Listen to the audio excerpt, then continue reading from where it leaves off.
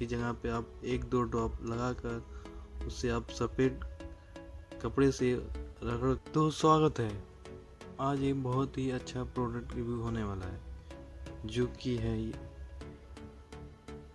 Gaffer paints MMR।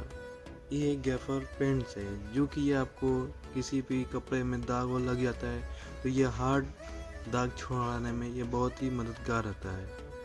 ये आपको market में मिलेगा जो कि आपको 10 से 20 रुपये में आपको मार्केट में ये अवेलेबल हो जाएगा।